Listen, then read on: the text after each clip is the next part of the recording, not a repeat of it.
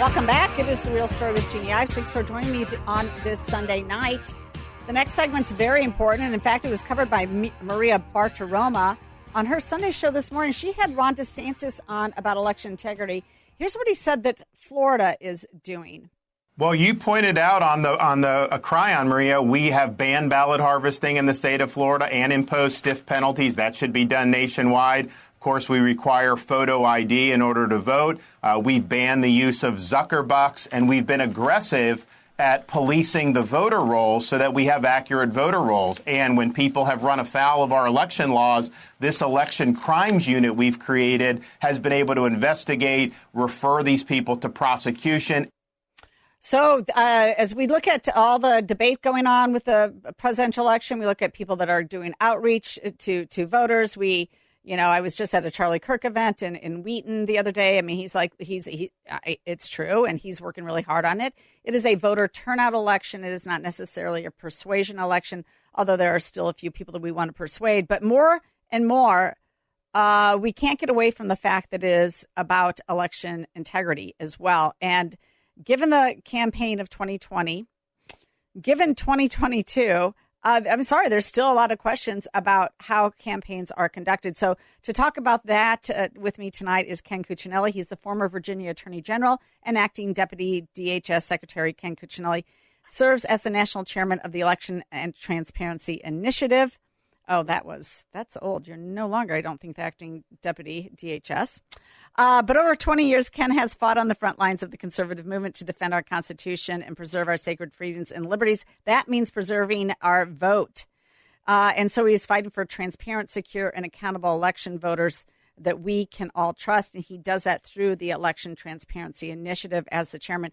Mr. Cuccinelli, thank you so much for joining me tonight. Before we get to this, though, could I just talk to you about what your initial reaction to the second attempt on President Trump's life?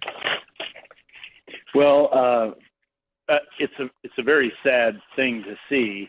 With now, this counts now as frequency when you have more than one. One is, an incident. Two is frequency, and now you actually worry about the copycat problem escalating. It's not a linear function; it's an exponential function for all the engineers out there, and so now the possibility of this happening again gets even worse.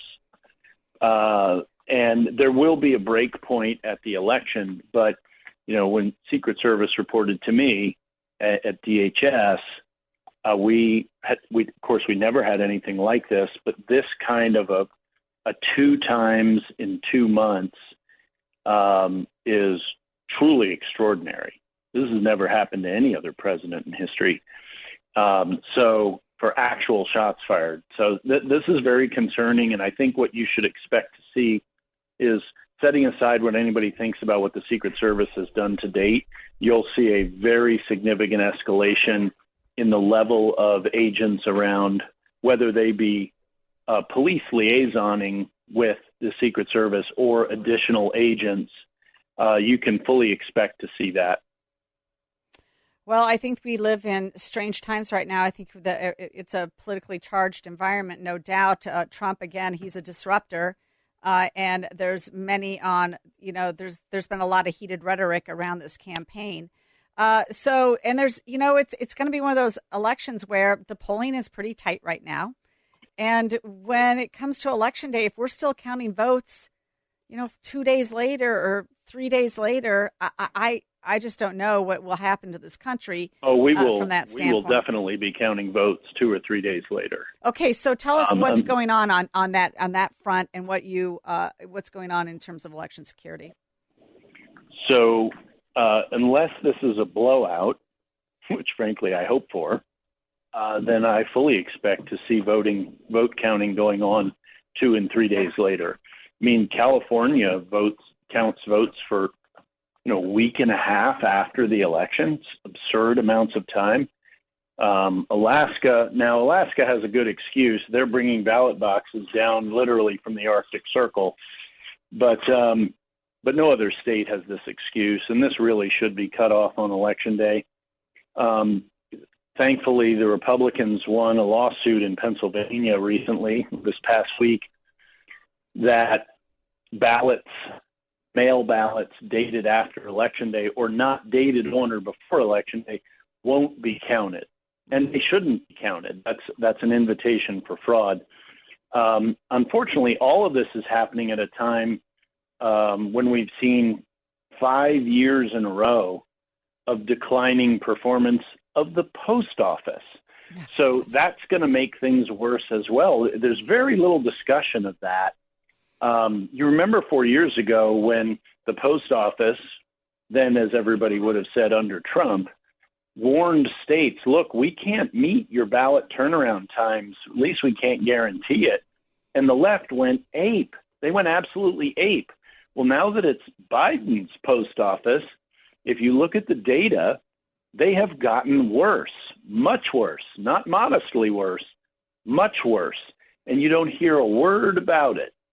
Well, there was an article about that. There was disruption there. Yeah, no, there was an article that I read about it. Actually, the Chicago Tribune had it, and they said that state and local election officials from across the country warned of problems with the nation's mail delivery system that could disenfranchise voters. I mean, that's true. That happened this week. You're right. Yeah, and I've been told that essentially you could put a ballot into the mailbox, and it could literally go across state lines and back before it hit your election commission for counting. That's absolutely true. The post office, in its long-term attempts to get better, is consolidating what they call mail centers. So Secretary of State for Kansas, Scott Schwab, has been hitting this hard there because they're doing exactly what you just described. All the mail is getting shipped out of Kansas even before a lot of it gets a date stamp, and that's a real problem because of how important those date stamps are. They get them in the mail centers in another state, and then they're sent back into Kansas. And Nevada has the same thing happening. This is happening in parts all over the country. Right in my home state of Virginia, in the last 6 years, since 2018, all of the registrars who've been working, that's what we call our directors of election, have noticed and have been warning their people that they can't rely on the post office anymore. So, well, I mean, maybe that makes vote by mail become less attractive to voters when they figure this out. It should be. It should be. Yeah, I tell my people in my precinct, I want you to early vote. I want you to lock that vote in the first day of early voting. I want you to see that vote go through the tabulator. And then you're going to save the candidate a lot of time and money by them not having to contact you. Of course, and no one can use your name to vote for themselves. That's right. That's right.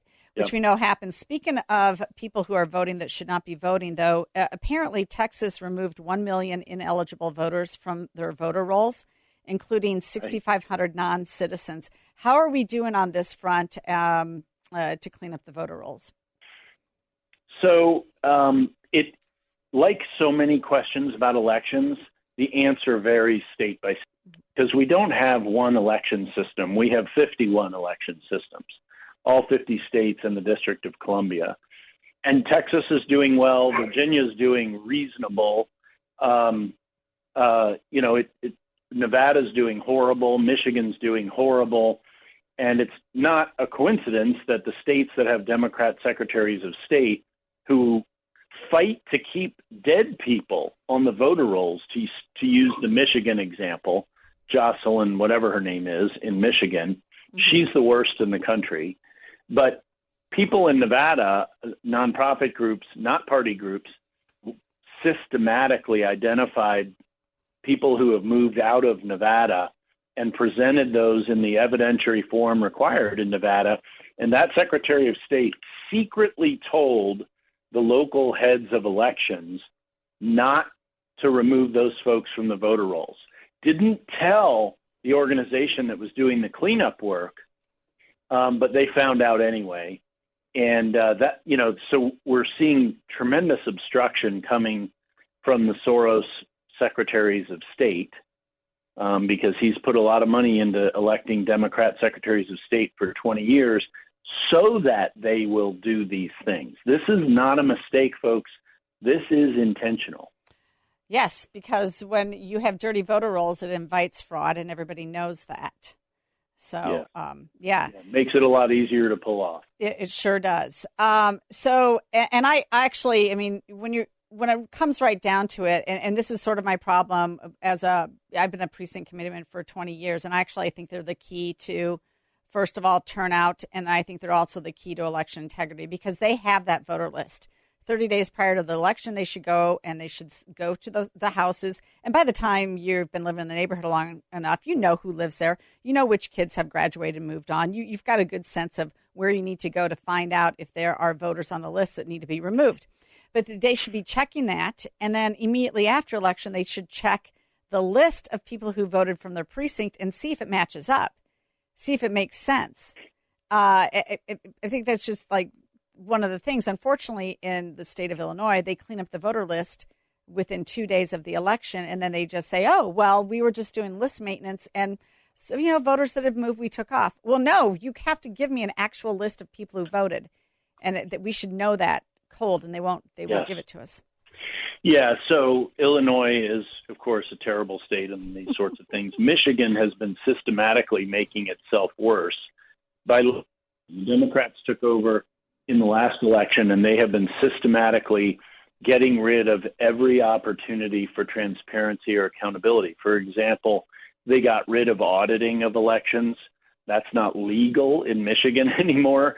They have reduced observer rights. It's just one thing after another. They passed a referendum, and the left sold it as protecting voter ID. It got rid of voter ID. They flat out lied. The media never called them on it. And they eliminated voter ID. We're like the only modern country on the planet that doesn't require voter ID. And some of our states, of course, do, but only a minority of them at this point. And this has been one of the left's great successes, is to avoid voter ID and to turn it into something about race and so forth. But let me give you some data. So North Carolina had a 10-year fight over this. Voter ID was finally used in the midterms of 2022. About 2 million people voted statewide, and about 1,500 were turned away because they didn't have adequate ID. And the party breakdown was just about a third, meaning Democrat, Republican, and unregistered or nonpartisan, whatever they call it in North Carolina. There was no partisan advantage or disadvantage. There was no racial disparity. All of the left, just like when Georgia reformed their laws and the left went crazy, it was all a narrative lie. They're just telling a story. These people are so racist because the data, same thing happened in Georgia. Hey, Ken, we got to leave it right there. I'm out of time, and I had a hard break. I want to thank you so much for joining me on The Real Story with Jeanne Ives. Thanks for the update.